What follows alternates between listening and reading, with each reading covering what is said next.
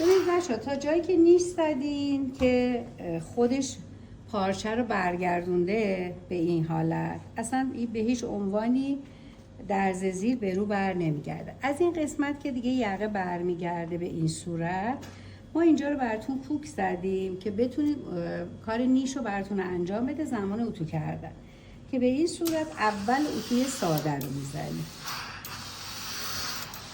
ما زمانی که کارهای دوخته انجام میدیم، مرحله به مرحله کار دوخته میشه، اتو میشه، میریم برای مرحله بعدی. بعد از اینکه اتوی آخر رو زدیم بچه‌ها، میدونید که ما اینجا باید یه ردیف چرخ بزنیم به اندازه 10 سانت تا زمانی که بعدها یقه رو میپوشید به این حالت این نزنه، هل نده کارو بیاره اونور، این اینجا ثابت باشه که یقه شما جای خودش قرار بگیره.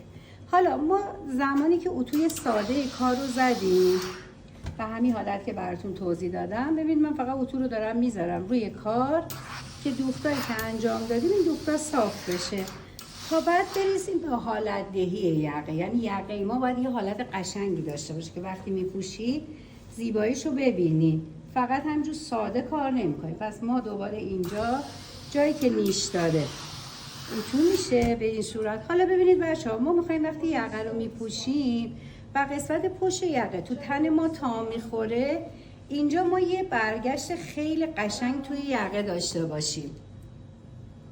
یعنی به این صورت وقتی میپوشیم هیچ وقت یقه ها رو توی این قسمت بچه‌ها خط اتو نندازید. خیلی اوقات اگه کتاتون هم میدید به خوشرویی که براتون اتو کنه، باید بهشون توضیح بدین که نه آستینتون رو خط بندازن نه یقه، چون شما وقتی که یقه رو تا میزنید میپوشید این جای خودش قرار میگیره. حالا ما میخوایم اینجا غیر از اینکه حالا خط نداشته باشه یه برجستگی خوشگلی اینجا داشته باشه، یعنی یقه اینجا پایه بگیره که این پایه گرفتن باعث میشه یقه شما خیلی زیباتر باشه. حالا برای اینکه پایه بدی باید بیاید اونجایی که دیگه شما یقه اون قسمت باز میشه، یعنی کجا نیشتون تموم شده و قسمت وسط، اینو به این صورت از اینجا تا میکنید، اینجا رو اتو میکنید به این صورت. این باعث میشه برگشت یقه شما خیلی زیباتر باشه. ببینید بچه‌ها دارید بهش فرم میدید.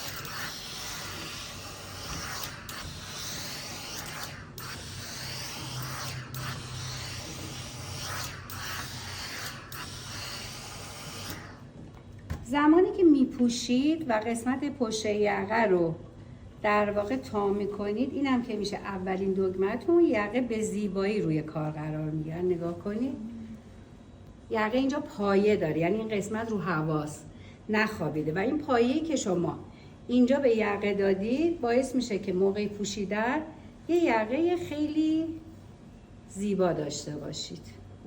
اینم یقه امریکایی که اولین یقه امریکایی که توی کلاس نازک دوزی دوختش رو با هم انجام دادیم.